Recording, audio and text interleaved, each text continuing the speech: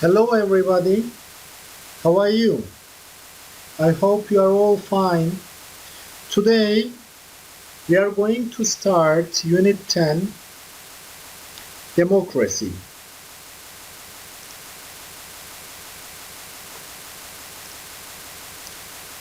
Look at the pictures and circle the correct one. Sally is counting money, counting. The candidate is giving a speech or electing the president. Which one is true? Giving a speech, right?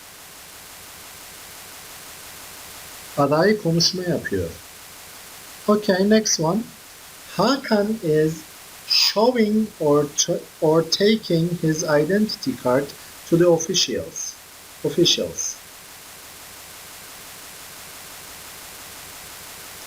Of course, showing, right? Mr. Jones is signing the election list. Mr. Jones is signing the election list. Seçim listesini imzalıyor Mr. Jones. John is voting, folding in class president election. Voting. Sınıf başkanlığı seçiminde oy veriyor, oy kullanıyor. Okay. Next one. Read and complete the dialogue with the words given. Put up, campaign, support, decided, prepare, speech, president, find. I'm so excited. You know we have an election for the school presidency. Çok heyecanlıyım. Biliyorsun okul başkanlık seçimimiz var. And I decided to be a candidate. Ve aday olmaya karar verdim. I want to be the school president. Okul başkanı olmak istiyorum. Can you support me? Support means desteklemek. Beni destekler misin? And he says, yes, of course. You're our candidate. We can help you with the election. Neyde yardımcı olabiliriz sana? The election campaign. Seçim kampanyasında sana yardımcı olabiliriz. First, we should prepare nice posters. Then, Tim and I can put up the posters on the walls. Put up, asmak. Posterleri duvarlara asabiliriz. And we should find a good slogan. It's very important. Daisy, you should also give a good speech. Aynı zamanda iyi bir konuşma yapmalısın. You can talk about your plans for our school. Okul planların hakkında konuşabilirsin.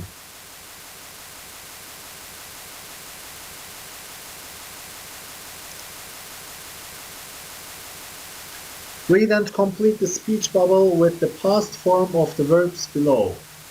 We are going to use past form, okay? We have here prepare, the word prepare. Do you know the meaning of prepare? Hazırlamak. Okay.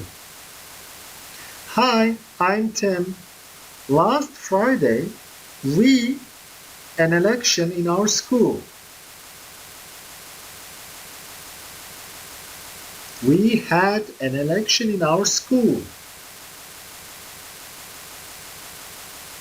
Geçen cuma okulda seçim vardı. Seçimimiz vardı. We, our school president.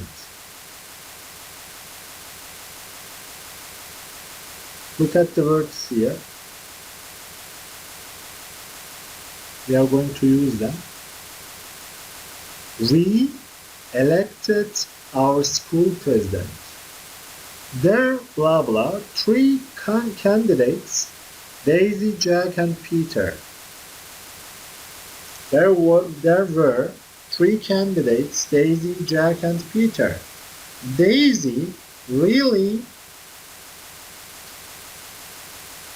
hard during the election campaign.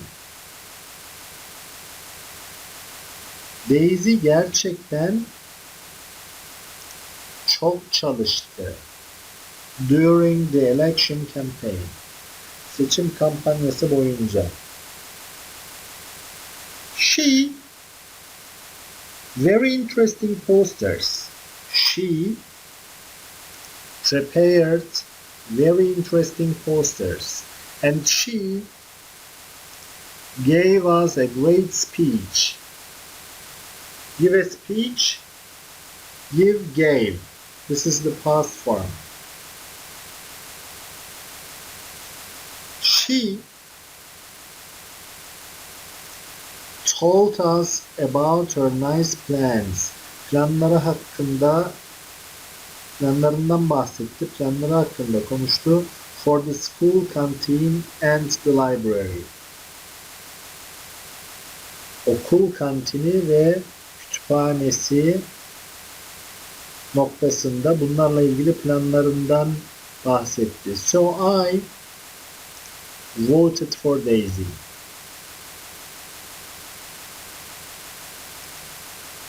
Okay. Next page. Put the events in the correct order for a class presidency election. Sınıf başkanlık seçimi noktasında buradaki adımları sıraya koyacağız çocuklar. Our first sentence is there were three candidates for the class presidency.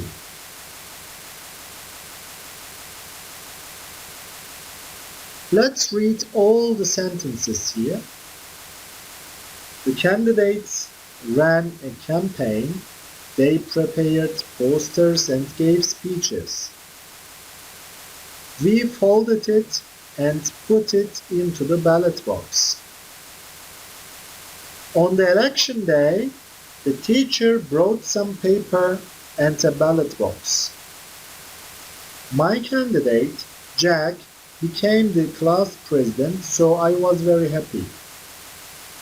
Our teacher announced the results. We chose our candidates and wrote their names on a piece of paper. The teacher opened the ballot box and counted the votes. She wrote the names of the candidates on the board. So, which one is the second sentence? Which one is the second step?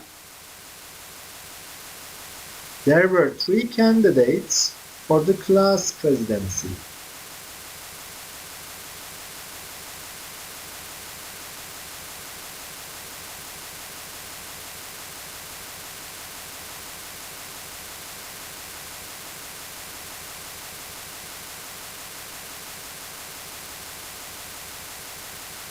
The candidates ran a campaign, they prepared posters and gave speeches.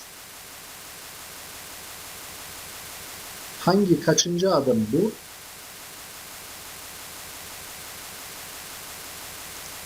Number 2.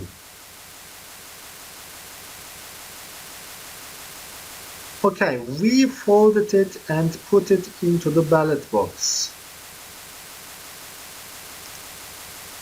Number 6.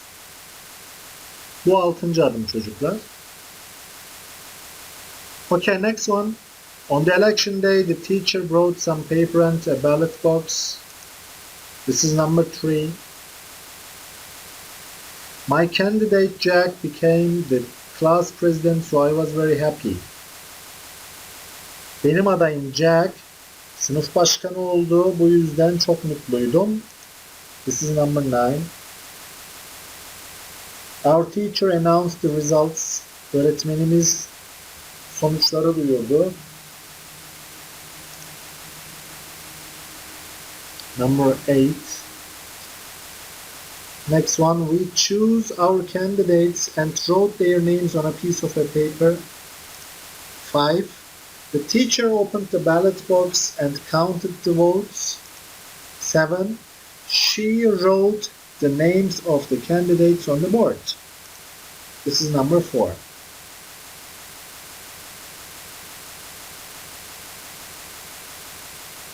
Okay, next activity. Read the text about Terry and choose the correct answer.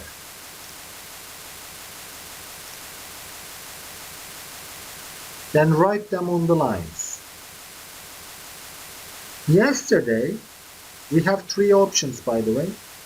Here, A, B, C, you can see them. Yesterday, we elected our class presidency. Dün sınıf başkanımızı seçtik. I was very excited. A, because, B, so, C, but. One of the candidates was my friend Peter. I was very excited because one of the candidates was my friend Peter. Çok heyecanlıydım çünkü adaylardan birisi benim arkadaşım Peter. A week ago, my teacher came into the classroom and said, "We have a class presidency election next week. Who wants to be a candidate?" 4 of our friends raised their hands and our teacher wrote their names on the board. All the candidates ran a campaign.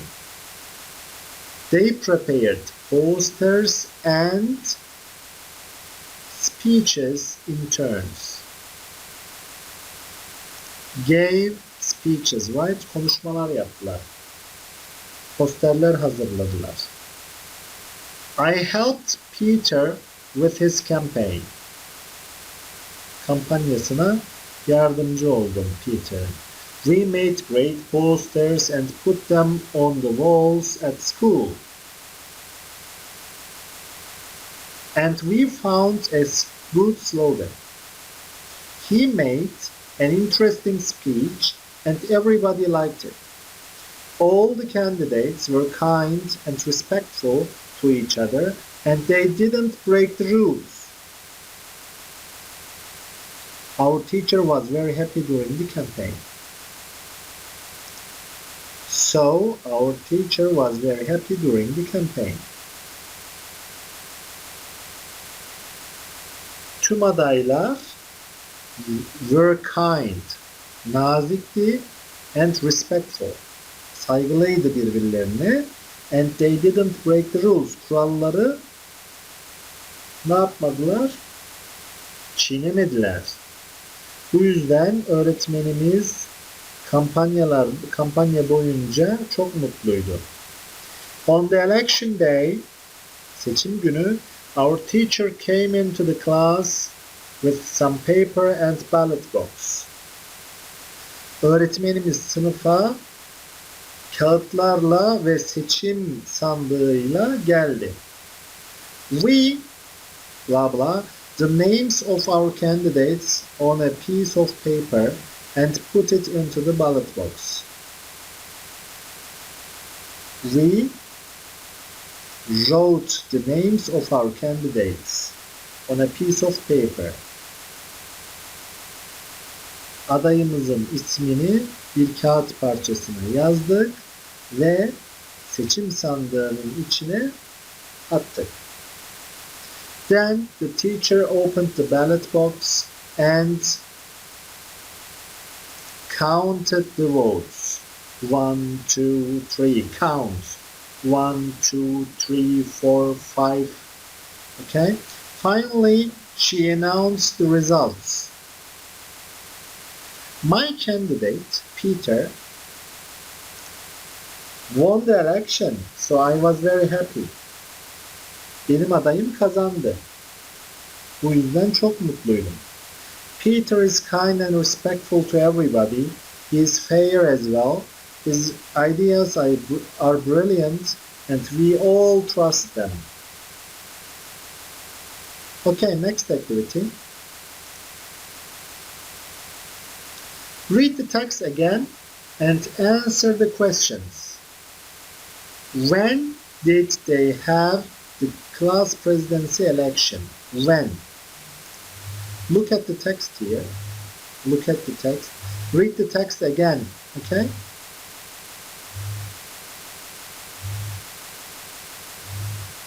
You can stop the video here.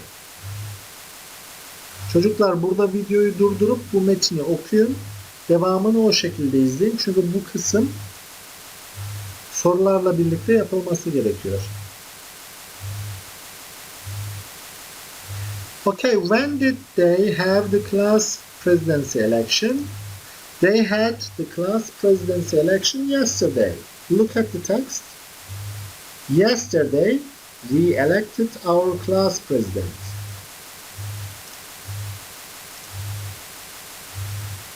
How did Terry feel on the election day? How did Terry feel?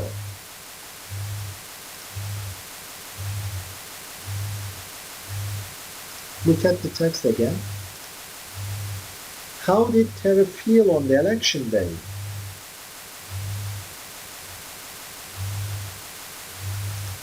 Terry felt excited on the election day, right? How many candidates were there?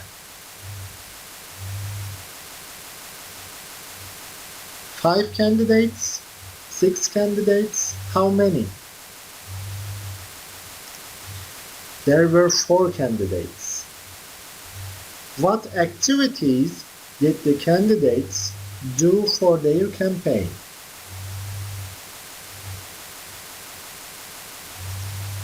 They prepared posters and gave speeches. Why was the teacher happy during the election campaign? Why?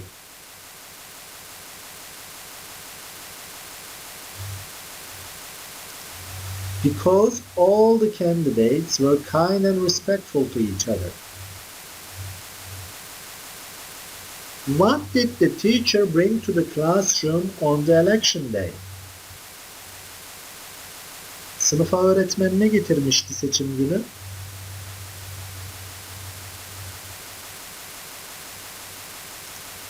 The teacher brought some paper and a ballot box. Did Terry support his candidate? Yes, he did. Was Peter's speech boring?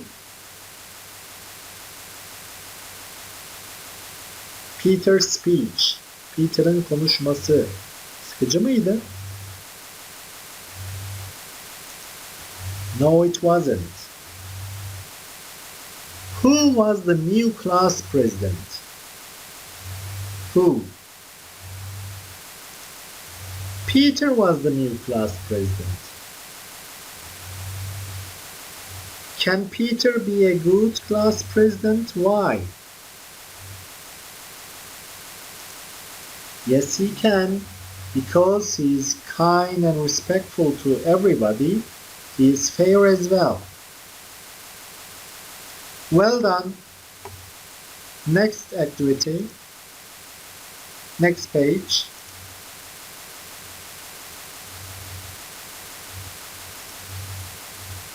Fill in the blanks using the words below.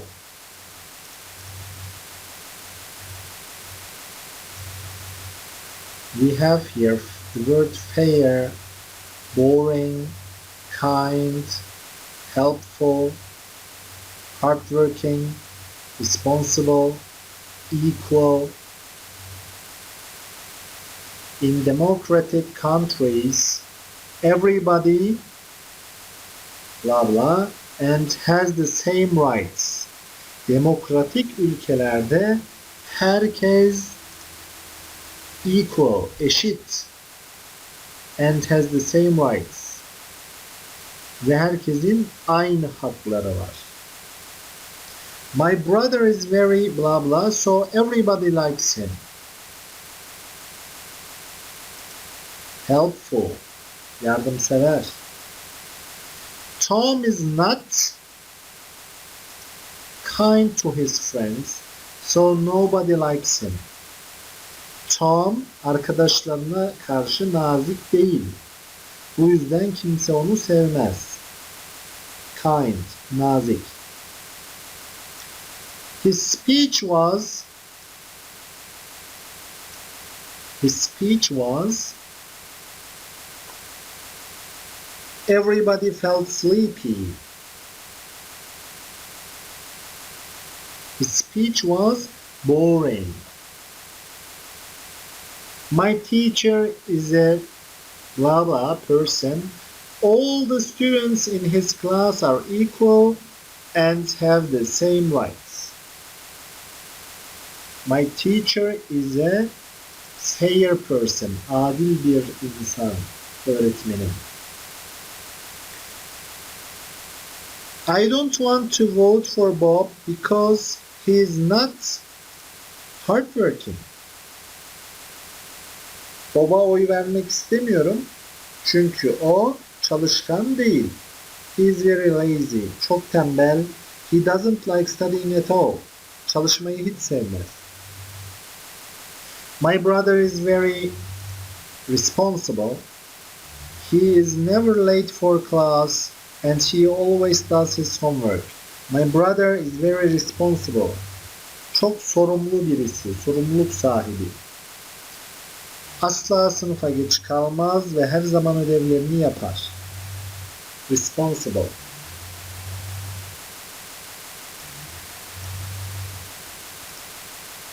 Okay. Look, read, and complete the paragraph with the words below.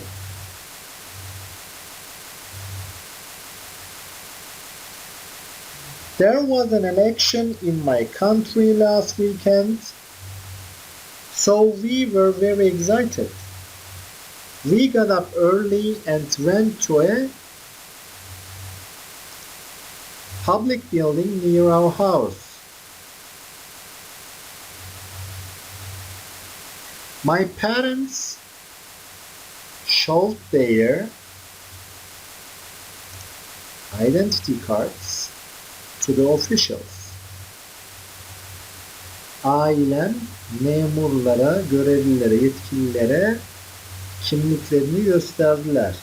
And then found their names in the list. Ve listeden isimlerini buldular.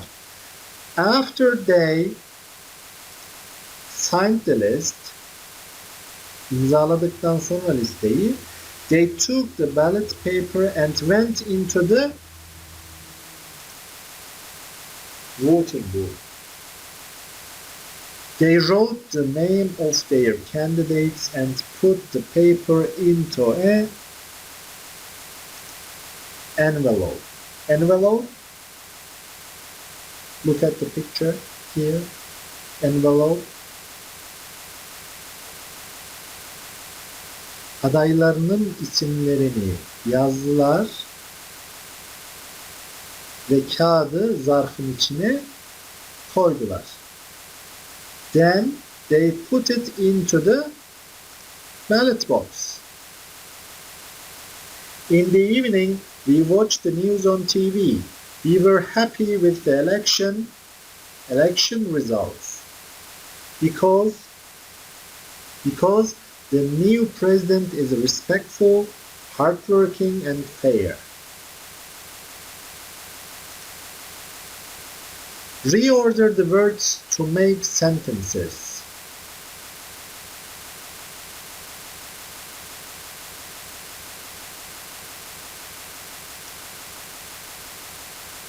Cümle kuracağız. Verilen kelimelerle yeniden sıraya koyacağız.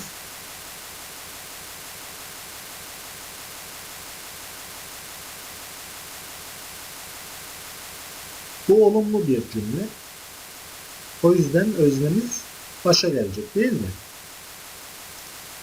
I want to be the class president. Sınıf başkanı olmak istiyorum. My last election week candidate won.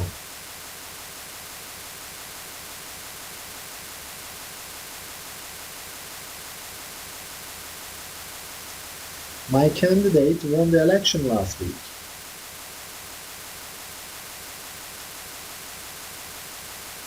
Have been to right vote countries people democratic. People have the right to vote in democratic countries. Demokratik ülkelerde insanların seçim hakkı vardır.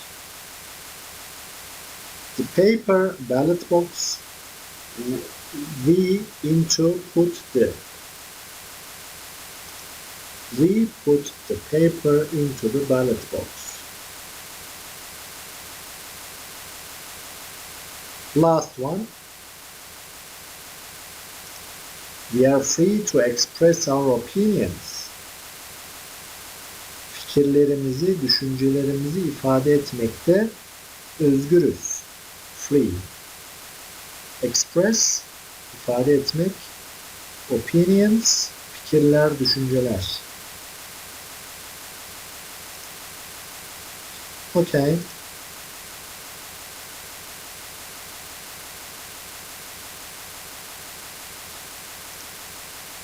Okay, that's all for today. See you. Take care.